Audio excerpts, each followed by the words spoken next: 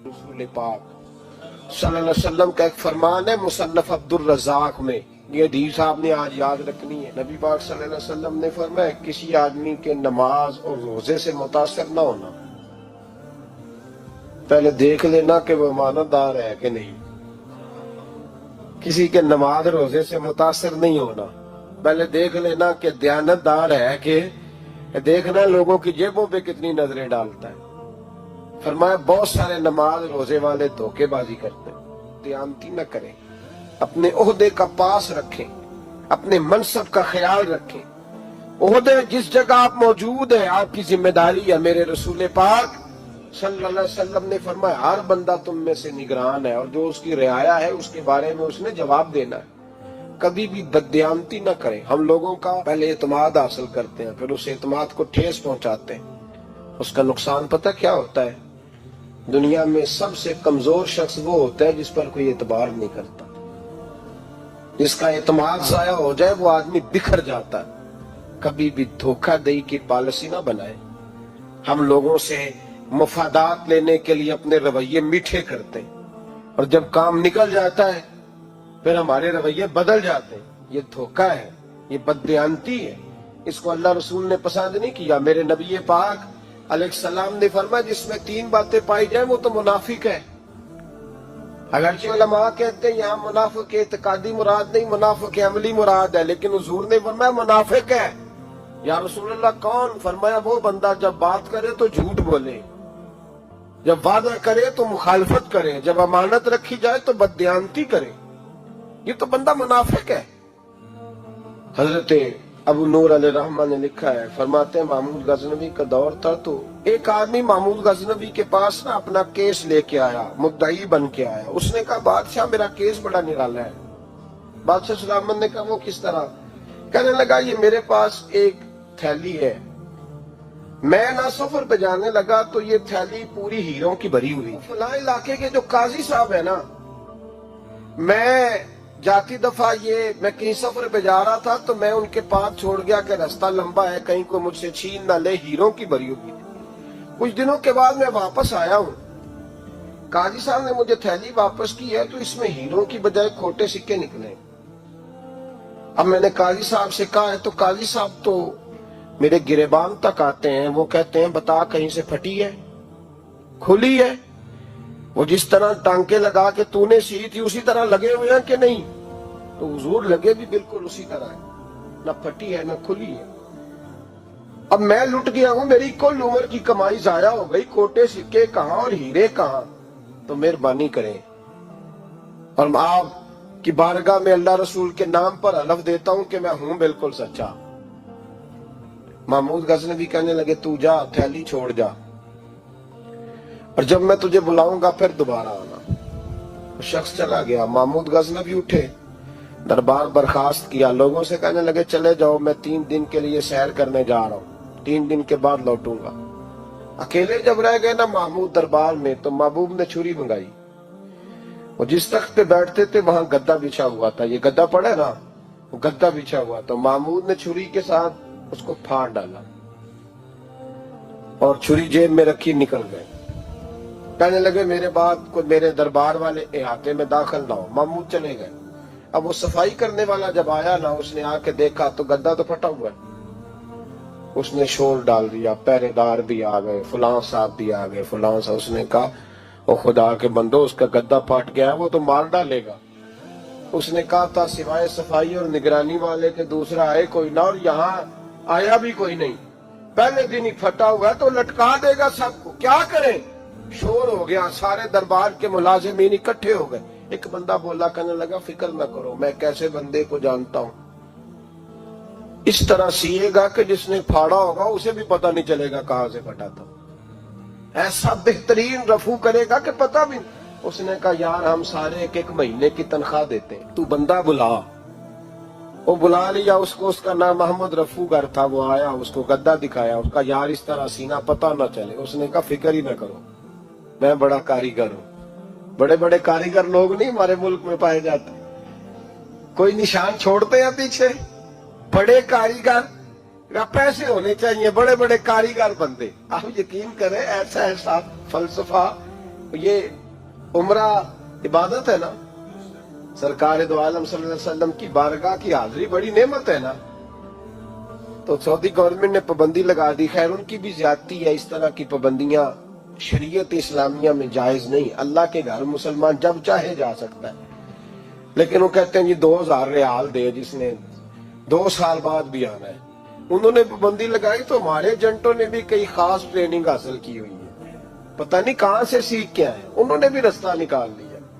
ایک سال سے میں نے کہا کہ جناب وہ 2000 ریال لگ گیا تو کیا کرنا ہے؟ کہنا کوئی مسئلہ نہیں، پاسپورٹ نواں بنوا لو، گنجائش ہے. یعنی ہر شے کا حل ہے. تو میں نے کہا یار اب عمرہ کرنے جاتے وقت بھی بندہ دھوکہ دے کے جائے، اللہ کے گھر جاتے وقت بھی اس طرح کی حرکت کرے، کیا حال ہو گیا. ہر چیز کا لوگوں نے حل نکال لیا، ہر چیز کا لوگوں نے سٹائل بنا لی. ایسا نہ کریں، یہ درست نہیں. احمد رفو گر کہنے لگا اس طرح سیوں گا کہ پھاڑنے والے کو بھی پتہ نہیں. ان کا پیسے لے یار تو سی دے. اس نے سی دی، اگلے شام ہی لا کے بچھا دیا گدا. تیسرے دن بادشاہ سلامت آئے، آ کے پہلی نظر گدے پہ ڈالی. اس نے بلایا سب ملازمین کو، کہا کس نے سیا ہے؟ کہا جناب کیا ہوا؟ کہا یہ پھٹا ہوا تھا. کس نے؟ کہا نہیں پھٹا ہی نہیں. وہ کہنے لگے بنو بات میں خود پھاڑ کے گیا تھا. تو بتاؤ صحیح سیا کس نے ہے؟ کہا جناب آپ پھاڑ کے گئے تھے تو بتایا کیوں نہیں؟ فرمانے لگے اسی لیے تو بتایا نہیں تھا کہ تم خود تحقیق کر لو. بلاؤ بتاؤ سیا کس نے؟ تو بلا لیا. احمد رفو گر آ گیا. اس کو جب بلا کے سامنے بادشاہ کھڑا کیا، کہا بھئی تو نے سیا ہے؟ کہنے لگا حضور آپ کے سارے ملازم کٹھے ہو کے آئے تھے، میری غلطی کوئی نہیں. کہا نہیں یار تو بڑا کاریگر ہے، میں نے اپنے ہاتھ سے پھاڑا تھا پر مجھے بھی نہیں پتا چل رہا کہاں سے پھٹا تھا. اچھا یہ بتا یہ تھیلی جو ہے یہ بھی تو نے سی تھی؟ اس نے کہا جی آپ کے خادم کا ہی کارنامہ ہے. وہ فلانے علاقے کے قاضی صاحب آئے تھے، اس میں سے ہیرے نکال کے تو کھوٹے سکے بھرے تھے، تو مجھے بھی تھوڑا سا حصہ ملا تھا.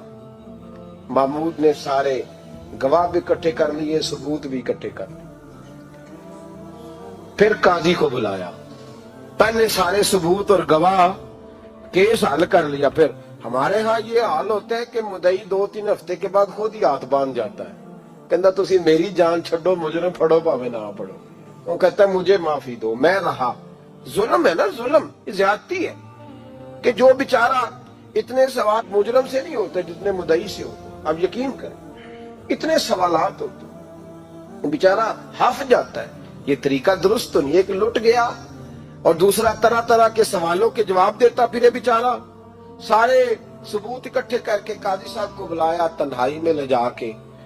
محمود غزنوی نے کہا قاضی صاحب آپ سے غلطی ہو گئی، غریب آدمی تھا، وہ لٹ گیا ہے، اس نے تو بڑی مشکل سے کچھ ہیرے جمع کیے تھے اور اس کی کل کائنات تھی، تو آپ اس کا مال اسے دے دیں. بات کا تو قاضی صاحب کہنے لگے آپ مجھ پہ الزام لگا رہے ہیں، سوال ہی نہیں پیدا ہوتا. آپ میری داڑھی دیکھیں، آپ میرا اعزاز دیکھیں، دنیا جانتی ہے. میں اس نے کہا قاضی صاحب انسان بھول ہی جاتا ہے، بندہ بھول جاتا ہے، غلطی ہوگی، مال نے. کہا نہیں سوال. کہا میں تنہائی میں پوچھ رہا ہوں، میں اس وقت پوچھ رہا ہوں جب دوسرا موجود کوئی نہیں. آج توبہ کر لے، میں کچھ نہیں کہوں گا، تو میری زبان پہ اعتبار کر، تجھے پتہ ہے میں جو کہتا ہوں اس پہ عمل بھی کرتا ہوں، باز آ جا. پر قاضی نے کہا نہیں میری غلطی کوئی نہیں. محمود نے پھر بڑے دربار میں بلا لیا، مجمع عام میں. مہلت کے دنوں میں جو توبہ کر لے وہ بچ جاتے، لیکن لوگ رسوائیوں کے دنوں میں پھر واپس لوٹتے ہیں اگلا گھر دیکھ کے، پھر حالات اور طرح کے ہو چکے ہوتے ہیں. جب بڑے دربار میں قاضی کو بلایا، بھائی تو مانتا ہے کہ نہیں؟ اس نے کہا نہیں. تو کہا بلاؤ احمد رفو گر کو. جب احمد رفو گر آیا تو بوڑھے قاضی کی ٹانگیں کانپنے لگی، جملے ٹوٹنے لگے، لفظ زمین پر گرنے لگے، بات صحیح نہیں ہوتی، زبان لڑکھڑانے لگی. محمود کہنے لگے قاضی میں نے تجھے کہا تھا وہاں مان جا بات، اب بڑے دربار میں بول. جب قاضی صاحب کی گردن خود بخود جھک گئی تو دنیا سمجھ گئی. کہا نکل جا میرے دربار سے. محمود بولے نکل جا، اتنی تجھے عزت دی، اتنی بڑی تنخواہ دی، قاضی بنایا، اور یہ تھوڑی سی رقم کے لیے، تھوڑی سی رقم کے لیے تو بددیانت ہوگا، چل چلا جا، نکل. قاضی دربار سے نکلا تو لوگ لعنتیں برسانے لگے. کل جو دکانیں چھوڑ کے سلوٹ کرنے آتے تھے وہ کہنے لگے اس کی عمر دیکھو، اس کے کام دیکھو. देखो इसने क्या किया। घर गया, बच्चे जिनके लिए पाप कमाया था, जिन्ना लिए तू पाप कमाए हुन किथे नहीं हो तेरे घर दे। वो बच्चे कहने लगे अब्बा जी हम तो स्कूल मदरसा जाने के काबिल नहीं रहे, उम्मीद थी कि बीवी साथ देगी। वो कहने लगी मैं मेके कैसे जाऊंगी, गली की औरतें तरह तरह की बातें बनाती हैं। और भाई कामयाबियों के बड़े सरबराह होते हैं, कोई कामयाब हो जाए तो सारे कहते हैं मेरी सपोर्ट से हुआ है। नाकामियां हमेशा यतीम होती हैं, नाकामियों का कोई सरबराह नहीं होता। जब तक तो काजी था तो बड़े बात थी, हर बंदा कहता था रिश्तेदार है, और रुसवाई हो गई तो वो तेरी आंख हो या संगे मलामत की चुभन।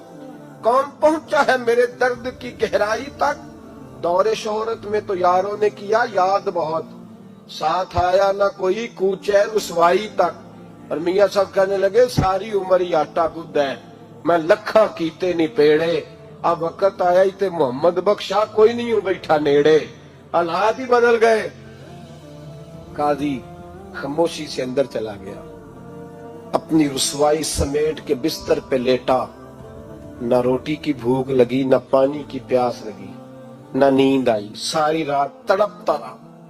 सवेरे घर वालों ने दरवाजा खोला तो रूह परवास कर गई थी, दुनिया छोड़ गया। हजरत अबू नूर अलैहिर्रहमा बोले, फरमाने लगे याद रखो कभी बददियानती न करना, कभी।